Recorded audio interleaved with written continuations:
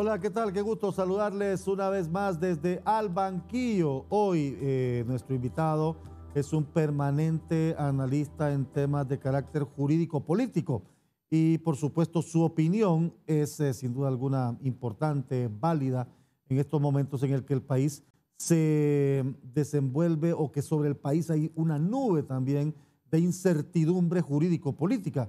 Casualmente por este tema de la solicitud de extradición por parte del gobierno de los Estados Unidos para el expresidente Juan Orlando Hernández.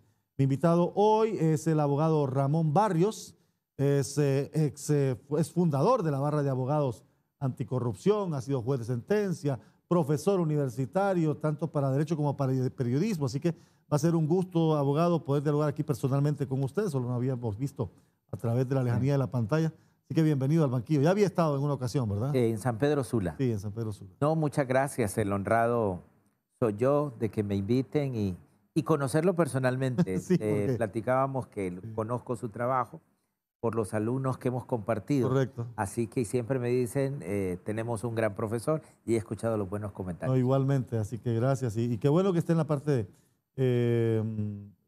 formativa y que esa formación también se acerca a estudiantes de periodismo, porque yo soy de los que creo que una nueva generación es la llamada a cambiar mucho de lo que está pasando en el país, ¿verdad? Particularmente porque es una generación más analítica, más crítica. Más, y fíjese que en el campo del periodismo, usted lo sabe mejor que yo, pero es que toda la vida profesional tiene que ver con derecho. Sí. Yo tengo una iniciativa, voy a dar la primicia aquí. Usted sabe que los muchachos para graduarse les exigen un examen del himno nacional. Yo voy a presentar una iniciativa en donde se cambie eso y en donde mejor se enseñe y el examen sea sobre la Constitución de la República. De hecho, bueno, la primera oferta académica formal en el país, además de los estudios teológicos, Sí, ¿verdad? claro, Porque la educación estaba desarrollada por sacerdotes sí, y por teólogos, estudiosos de la religión, es precisamente leyes. leyes, La primera claro. oferta académica. Todos los campos profesionales de la vida, un médico, un ingeniero, todos se están dando cuenta que al final la Constitución de la República es el contrato social. Quien lo hizo es el constituyente, y el constituyente es usted y yo y los televidentes, somos nosotros. Entonces, conocer la Constitución de la República no es una cuestión de abogados. Conocer la Constitución es de ciudadanos, es de la ciudadanía.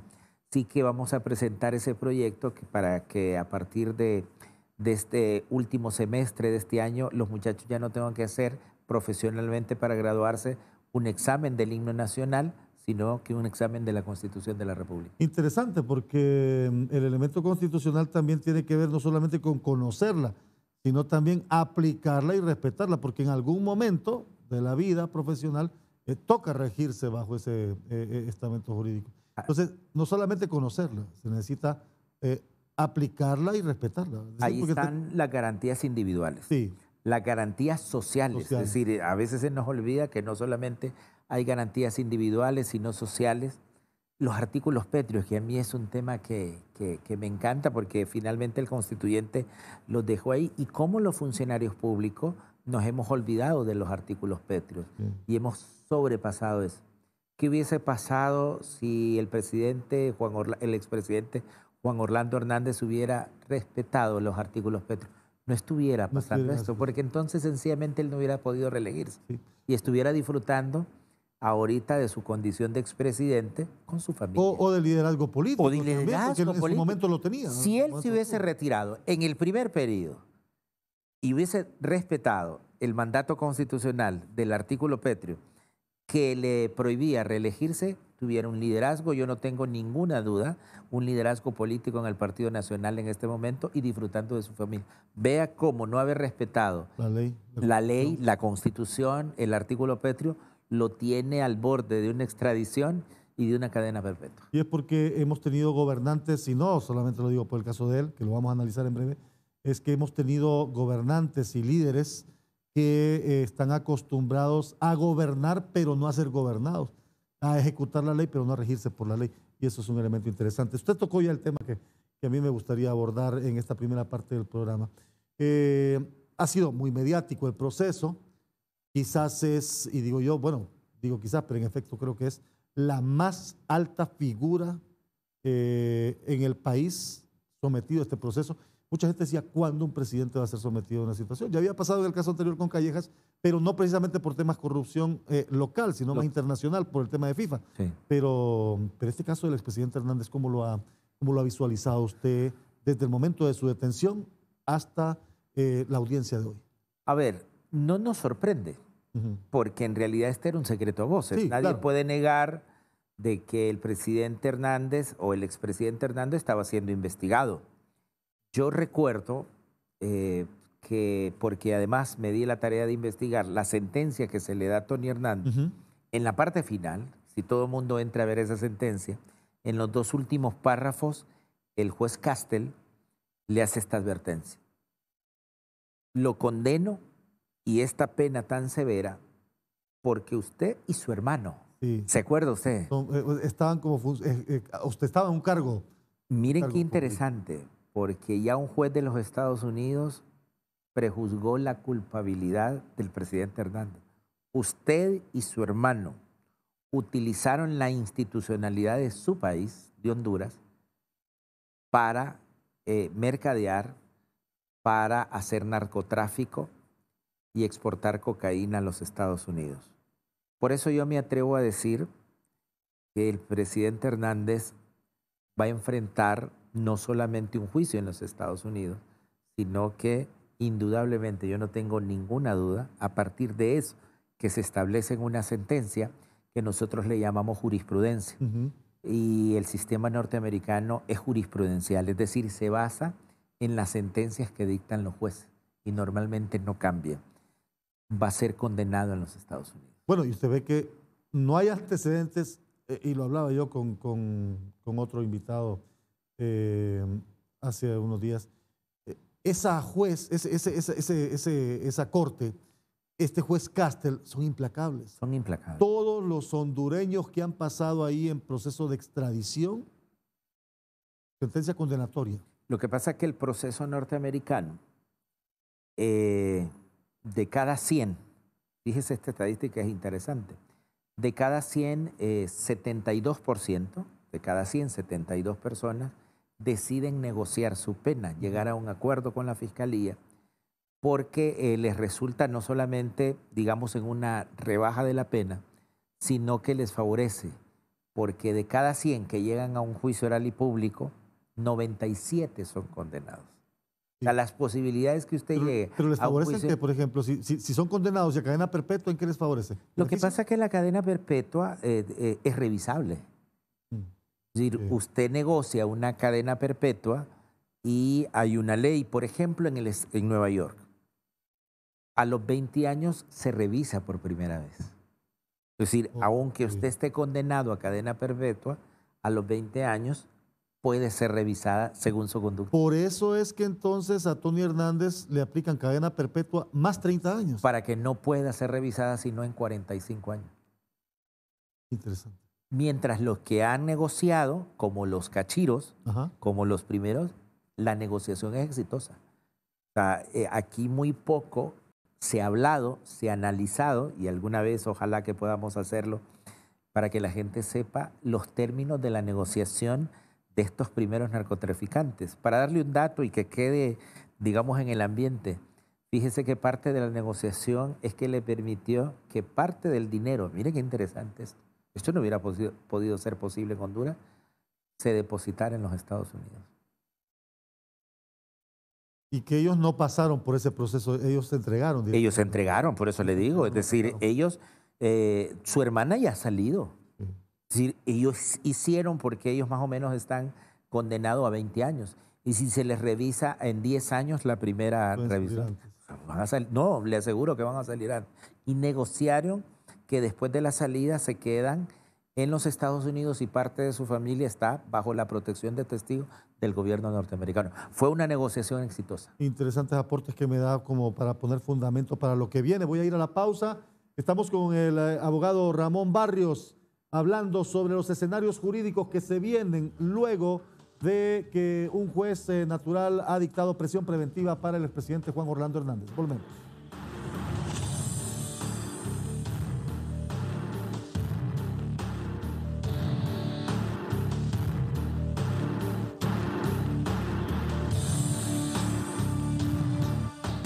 Estamos de regreso en Al Banquillo con nosotros el abogado Ramón Barrios, profesor universitario, fundador de la Barra de Abogados Anticorrupción. Ha sido un hombre con mucho análisis y con una permanente fuente de consulta en temas jurídicos. Una vez que el juez de primera instancia ha dictado prisión preventiva, no se visualizaba cómo poderle dar prisión domiciliaria si el proceso ya establecía la prisión preventiva. Bueno, lo manda una unidad policial, no lo manda la unidad militar que establece el documento en la ley, pero va en carácter de depósito durante un mes, porque la audiencia es un mes después. Él está como detenido, es decir, él ha perdido ya sus derechos ciudadanos, es decir, sus derechos legales los ha perdido. La figura jurídica se llama detención judicial. Esa es la figura correcta. Ahora, hay que explicarle a nuestros televidentes que él está sometido a un proceso de extradición.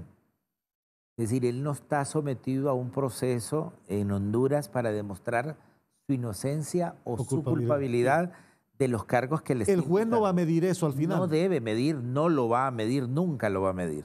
Es decir, aquí él tiene 3 cargos por parte de los Estados Unidos. Y una de las, digamos, elementos o uno de los requisitos que señala la Constitución para ordenar una extradición es que el requerido, en este caso el imputado, esté implicado en tipos penales como terrorismo, que no lo está, narcotráfico, que sí lo está, y asociación ilícita. Que también está. Exacto, asociación para delinquir con armas. Sí. Entonces, usted va a llenar aquí 2 requisitos, de los 3 no le pide. Con uno que llene, se da el proceso de extradición. Y fíjese, solo para que nuestros televidentes tengan en cuenta. Entonces, la siguiente audiencia, esta primera audiencia que se hizo fue para que el juez le dijera: usted está siendo requerido por el gobierno de los Estados Unidos, se le imputan los cargos de 1, 2 y 3. Y la siguiente audiencia va a ser señalada, dentro de un mes se la señalaron, para evacuación de pruebas. Pero ¿qué pruebas se van a evacuar? No de la inocencia o de la culpabilidad de los cargos. Las pruebas son, seguramente, de que él no debe ser extraditado. Y la única posibilidad de prueba que hay para que no se haya extraditado es alegar su inmunidad como parlamentario ahora del Parlamento Centroamericano. ¿Pero esa le aplica para el país? No, no le aplica. No le aplica. Es decir, porque dentro del reglamento interno del Parlamento Centroamericano se establece que los miembros tienen derecho a la inmunidad de origen de su país. Y resulta que aquí hemos renunciado a la inmunidad de ser nosotros no extraditados, porque la Constitución, en el periodo en que él estaba en el Congreso Nacional, se renunció a ese derecho. Así que, digamos que ese señalamiento dentro de un mes a mí me parece excesivamente largo, bastante sospechoso, se lo digo, porque, digamos, aquí no hay tanta recolección de medios de prueba por parte de la defensa y, digamos, 8 días hubiese sido suficiente para señalarle la siguiente audiencia. Y a eso voy yo, porque la sospecha que usted me plantea es la sospecha que tiene todo el país. Sí. Y se puede hablar claramente porque la tiene todo el país. Hay gente que yo he sido un auditor permanente del Ministerio Público, del actual del Ministerio Público. Y hay gente que dice que por favor el Ministerio Público no cometa en este momento la acción de decir si tiene o no alguna causa en contra o alguna denuncia en contra del expresidente para no entorpecer este proceso. A mí me parece también que es muy excesivo, aunque la ley le permite ese mes al juez. Dentro de los parámetros es legal. Sí, porque el juez define qué tiempo le va a dar. Pero el problema es que ya le expliqué yo cuáles son los únicos medios de pruebas que se van a presentar. Y por el otro lado quiero aclarar, fíjese que la Fiscalía ya no pudiese imputar delito. Ya en este momento ya no. Porque ya inició el proceso de extradición. O sea, debió hacerlo antes. Debió haberlo hecho antes de que viniera la solicitud de extradición. Y ahora ya empezamos el procedimiento. Si aparece la próxima semana un proceso de investigación contra el presidente. Es extemporáneo. Él debió haber estado sometido a un proceso, ni siquiera a una investigación. A un proceso antes. A un proceso ya judicializado.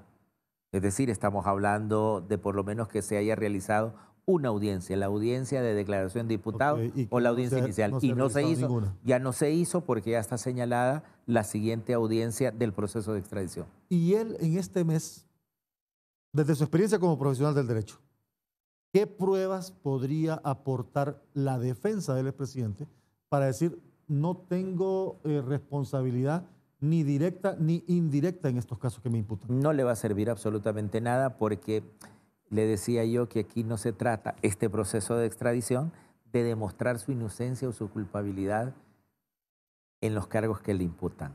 Lo único que el juez va a hacer, lo único que el juez va a medir para su resolución de extradición o no extradición, que efectivamente no se le haya violado el debido proceso, es uno de los elementos.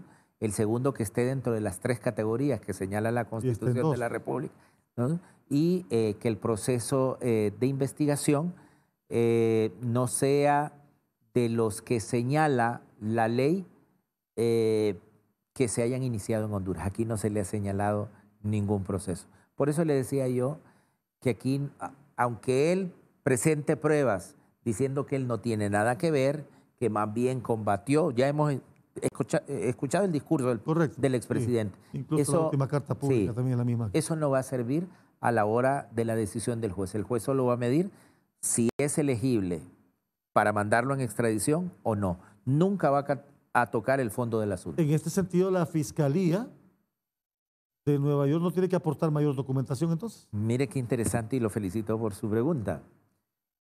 Este es un proceso atípico. La Fiscalía de Nueva York no está representada en la audiencia. Hoy esta audiencia se hizo solamente con la parte defensora. Sí. En realidad la Fiscalía de Estados Unidos no tiene un apoderado legal en la audiencia. No lo tiene. No lo tiene.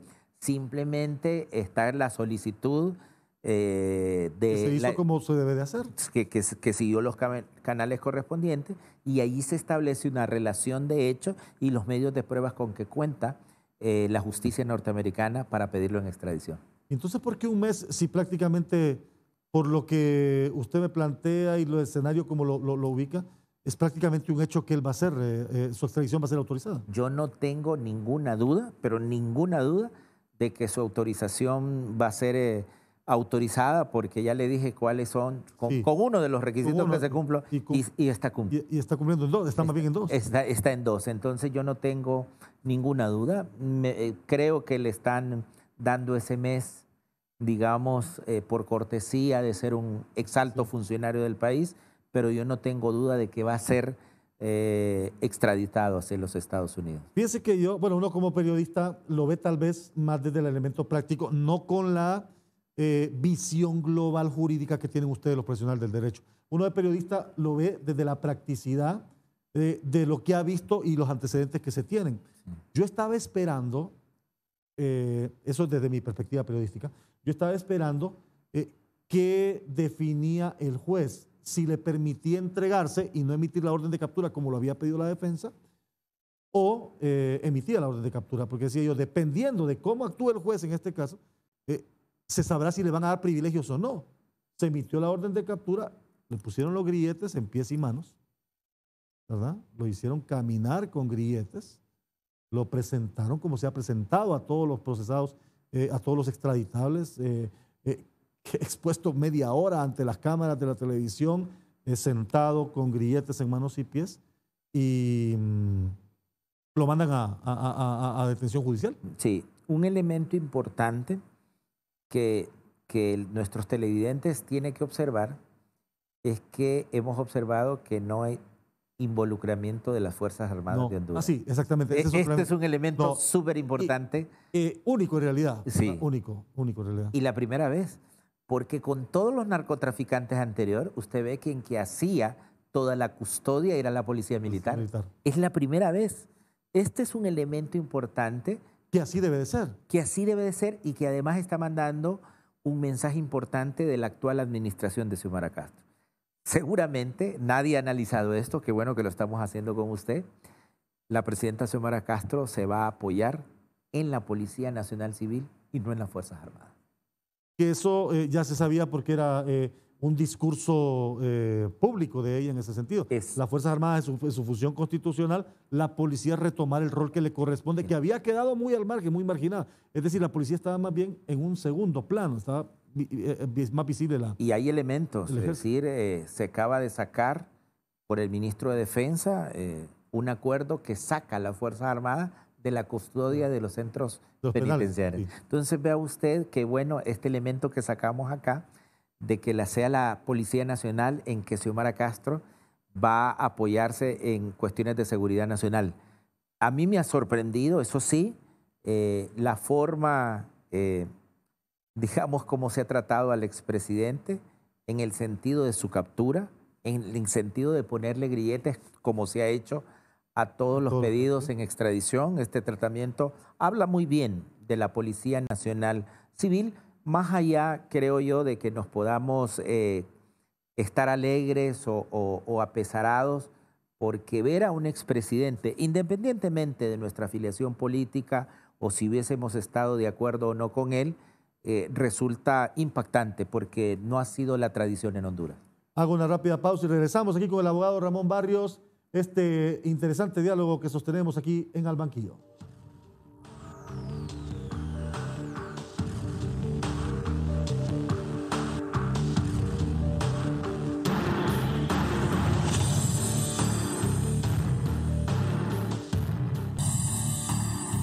Gracias por estar en nuestra sintonía. Estamos Al Banquillo con el abogado Ramón Barrios, analizando, evaluando los escenarios, la actualidad jurídica del expresidente Juan Orlando Hernández, y el bloque anterior pues planteábamos definitivamente un aporte que es clave, que es importante y que hay un mensaje diferente, que en realidad la policía recupera su rol de garante de la seguridad del Estado, del país, y las Fuerzas Armadas vuelven a el rol que constitucionalmente establece.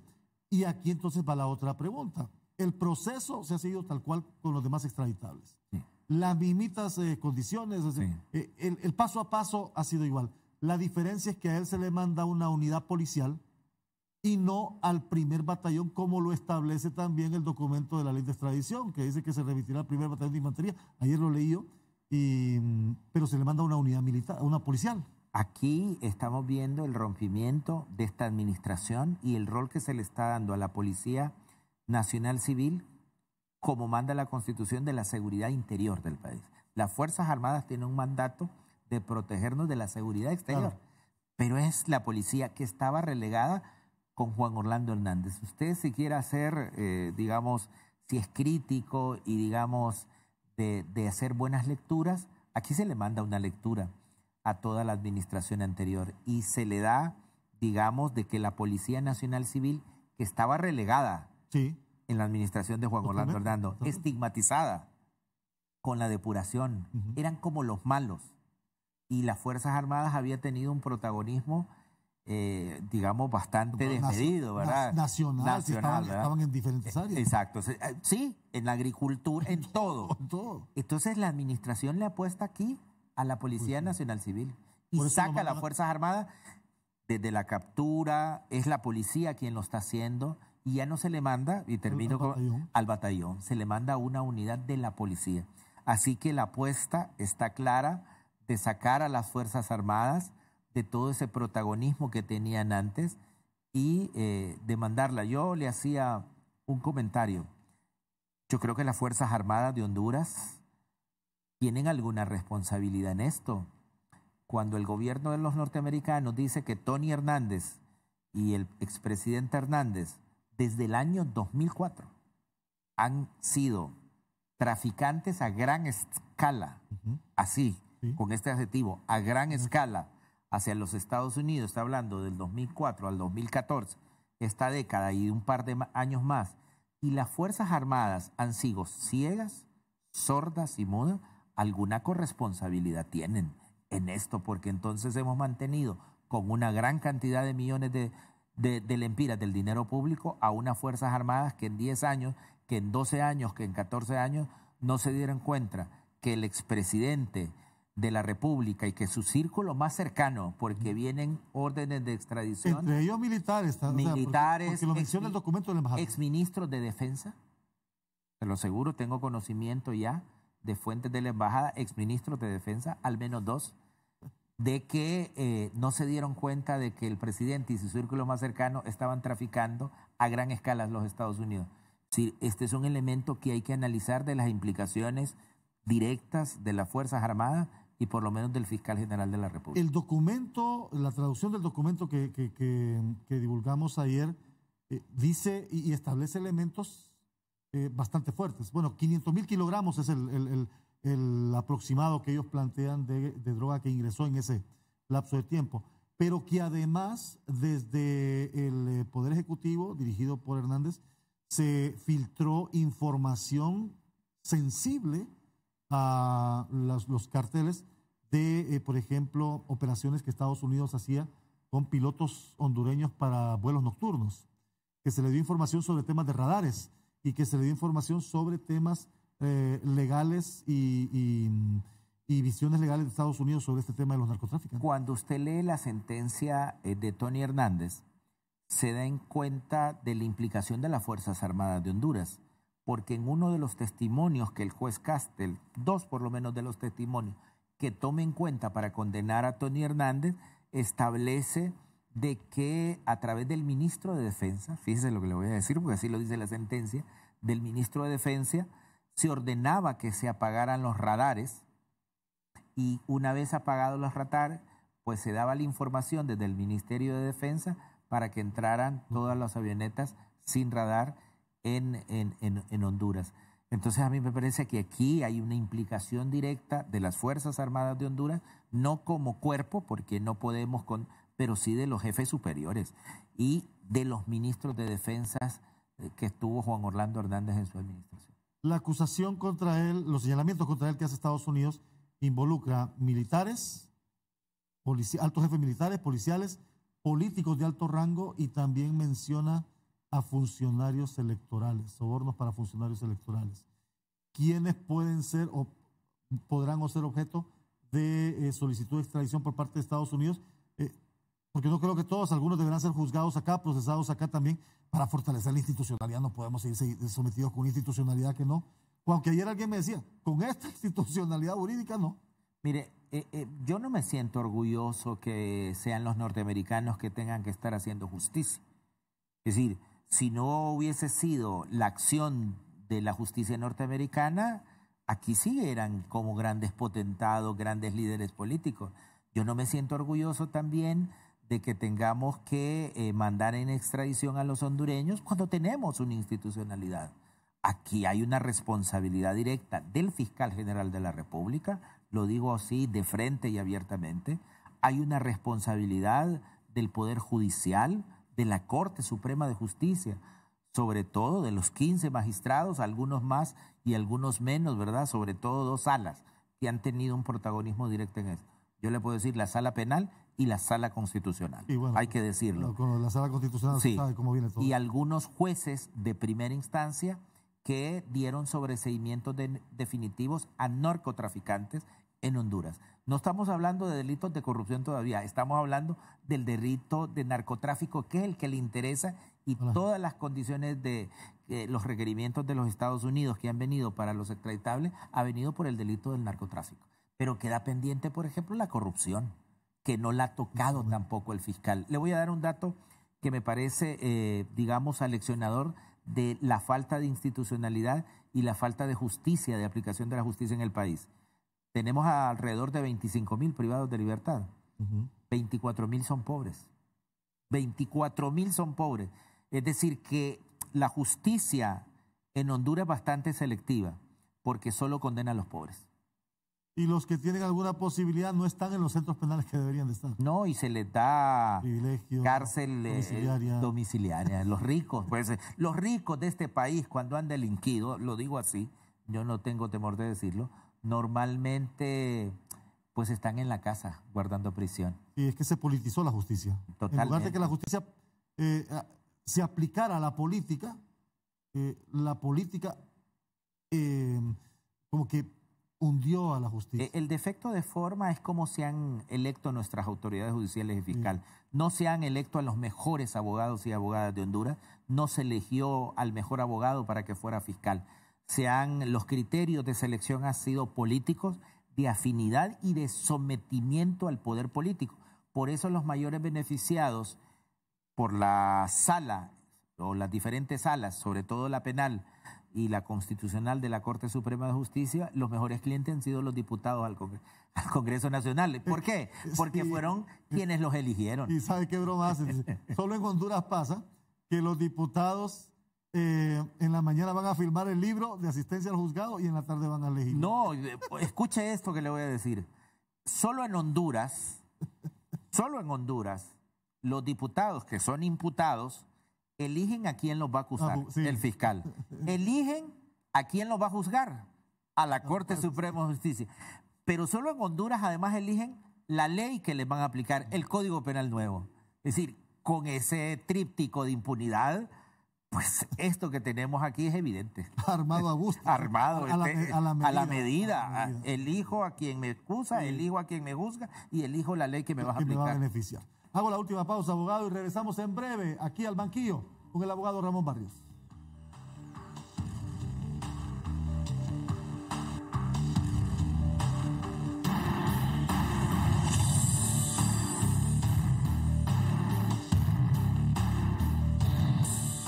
De regreso al banquillo con el abogado Ramón Barrios, escenarios jurídicos del caso Juan Orlando Hernández y también la situación del país a nivel de institucionalidad.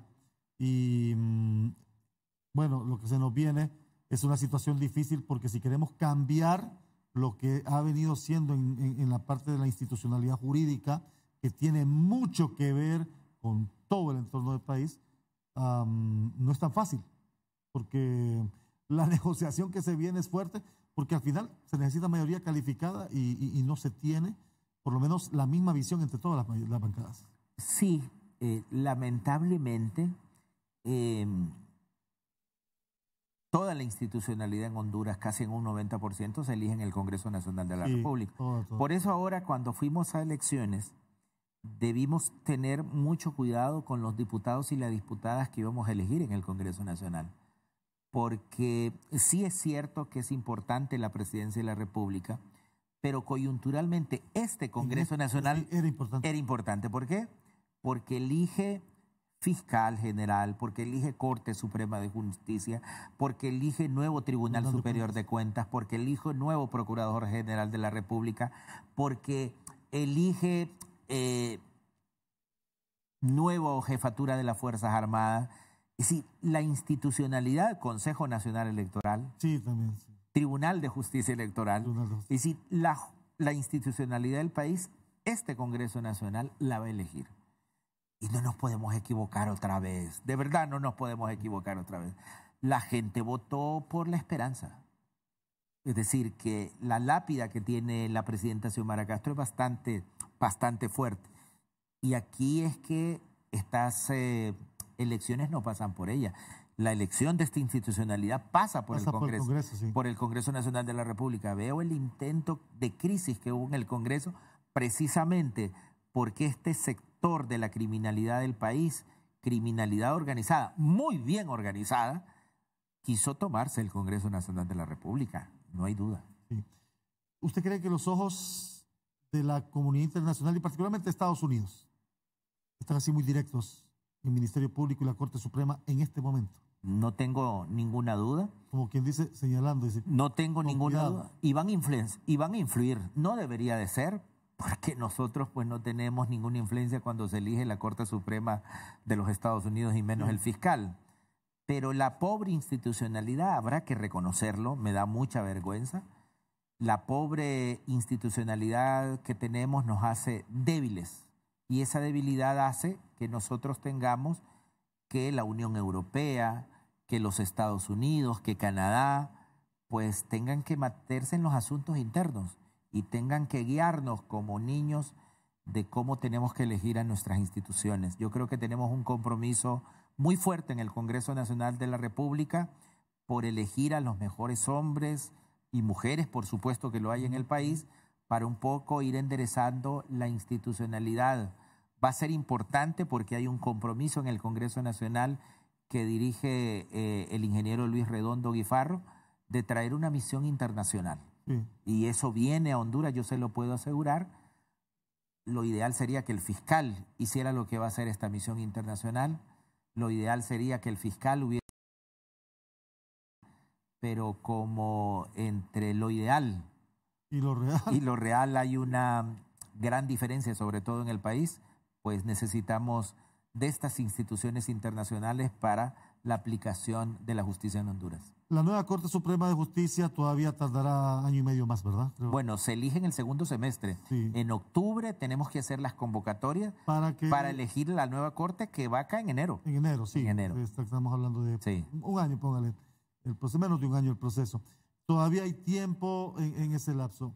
El nuevo fiscal está a meses. ¿Cree usted que llega a junio? Mire, yo creo que hay una deslegitimidad del fiscal general de la República. Y yo creo que la población, esta legitimidad que le dan los ciudadanos y ciudadanas, ya está. Y ya está esta deslegitimación, no solamente contra el fiscal, sino contra la Corte Suprema de Justicia. Lo que pasa es que hay criterios legales, no técnicos, y necesitamos una mayoría calificada para llamar a juicio político o para decidir en juicio público la destitución del fiscal o de los miembros de la Corte Suprema de Justicia. Y la correlación de fuerzas no da en este momento coyuntural en el Congreso Nacional de la República. A mí me da la impresión que vamos a tener que soportarlos, aguantarlos. En otro país serio, por lo menos el fiscal ya hubiese puesto su renuncia. Por supuesto, si no renunció antes, no lo va a hacer ahora. Esa tal vez era el otro escenario que planteaban algunos sectores. Bueno, y el fiscal, ya con un nuevo gobierno, nadie es decir, la visión de país global, la expectativa no es mayor con la fiscalía, está muy señalada, está muy cuestionada. Dice, mejor me voy. Sí, mejor me voy y dejo espacio que escojan otros. Mire, los funcionarios en otros países, en Europa sobre todo, cuando tienen un pequeño desliz, lo primero que ponen es su cargo a disposición. Aquí se encarnan los funcionarios, o sea, la desvergüenza es total. Y en el caso de este fiscal, la desvergüenza ha sido total, es decir, una impunidad tremenda de la sala también, por ejemplo, con este sobreseimiento del caso Pandora. Sí. Es decir, porque aquí hay un hecho, se perdieron eso más de 200 millones de lempiras. Y cuando la Corte Suprema de Justicia emite un fallo sobreseyendo definitivamente este caso, primero hay un error técnico. Yo que fui juez y además juez en materia penal, es que en una audiencia inicial usted no se debe pronunciar sobre el fondo del asunto. Y entonces aquí todo el trámite penal, digamos, quedó superado, porque en una audiencia inicial que simplemente el Ministerio Público tiene que probar con mínima prueba de que las personas estaban implicadas, se sobreseyó el asunto. Es decir, que los jueces que dictaminaron este caso superaron el Código Procesal Penal y ha quedado en la impunidad. Usted y yo y nuestros televidentes tenemos menos de 230 millones de lempiras del erario público que se pudo gastar en salud y en educación. Se robaron ese pisto, pero resulta que los que estaban acusados no fueron. Hay solamente 2 que están guardando prisión en su casa y este es un caso de impunidad donde aquí es la Corte Suprema de Justicia la directamente implicada. Y que lamentablemente van quedando así, es difícil el rastreo hacia atrás. Voy cerrando. ¿Qué va a pasar en este mes con el expresidente Hernández? Bueno, vamos a estar hablando del presidente Hernández, de su implicación en el narcotráfico internacional. Creo que se le ha dado el señalamiento, me parece mucho, un mes. Yo creo que a lo sumo 15 días hubiese sido un plazo razonable, pero estoy seguro que se dan las condiciones para que el expresidente Hernández sea extraditado hacia los Estados Unidos, porque eso es lo que va a determinar el juez. El juez no va a determinar su inocencia o su culpabilidad, simplemente si se dan los presupuestos procesales para ordenar la extradición. Ya en territorio norteamericano, el presidente Hernández solo va a tener 2 posibilidades, o 3 posibilidades. O llega a un acuerdo para una rebaja de la pena, la negociación con la fiscalía, o se somete a un juicio para demostrar su inocencia o su culpabilidad. Posibilidades de que pueda demostrar en un juicio oral y público su inocencia, pues de cada 100 personas que van a juicio en los Estados Unidos, 97 son halladas culpables. Y de los narcotraficantes de Honduras que se han sometido a juicio oral y público en los estados, ninguno ha sido declarado inocente. Por lo tanto, las posibilidades es que una vez extraditado hacia los Estados Unidos, el presidente Hernández se ha encontrado culpable. Partiendo de esto, que se da por un hecho de que así deberá ser, ¿cree que él tenga allá la posibilidad de defenderse en libertad? No, no va a tener ninguna posibilidad. Los antecedentes de todos los que han sido extraditados y de los narcotraficantes es que todos han sido mandados a prisión preventiva. ¿Sabe cómo él hubiese sido elegible para ser, digamos, tratado y se hubiese defendido en libertad si él se hubiera entrado en un proceso de negociación antes? Pero hoy, no, que ha sido pedido en extradición, significa de que el gobierno norteamericano no confía y que el peligro de fuga es altamente probable. Cuando vino la carta de solicitud de extradición, solicitaban la detención judicial. Sí. Y ahí le dice cuál es la política criminal, en este caso particular, con el presidente Hernández. Una última pregunta porque estoy cerrando y nos quedan muchas dudas, pero hemos agotado muy bien, creo yo, y de manera muy didáctica, muy práctica la temática. ¿Tiene argumentos la justicia hondureña para proceder al aseguramiento o confiscación de bienes del expresidente Hernández? Todas. La jurisprudencia en el país es que todos los que han tenido y han enfrentado un proceso, no solamente de narcotráfico, sino de corrupción, como fue el abogado Rosenthal, se les aseguraron los bienes. Entonces, ¿por qué la justicia hondureña ahora va a ser una excepción? Están los elementos jurisprudenciales y los elementos señalados en los códigos actuales para que de inmediato se proceda a la incautación de los bienes del expresidente Hernández. Ya de inmediato. Ya de inmediato. No debería de haber mayor dilación al respecto. Abogado, le agradezco mucho, de verdad, y he disfrutado mucho este diálogo, ha sido muy ilustrativo y sin duda alguna cumple este diálogo con la función que pretendemos en este programa, que más que visibilizar una noticia es contarle a la gente por qué pasa y lo que va a seguir pasando si no se toman acciones. Mire, es importante que los ciudadanos y las ciudadanas de este país nos convirtamos en fiscalizadores de lo que hacen los funcionarios públicos para que no nos vuelva a pasar eso. Es decir, que en vez de ser votantes, seamos electores. Adquirir la calidad de ciudadanos es muy importante. Ha sido un gusto, abogado. Muy honrado. El abogado Ramón Barrios con nosotros en esta edición de Al Banquillo. Gracias por su sintonía. Nos encontramos en la próxima.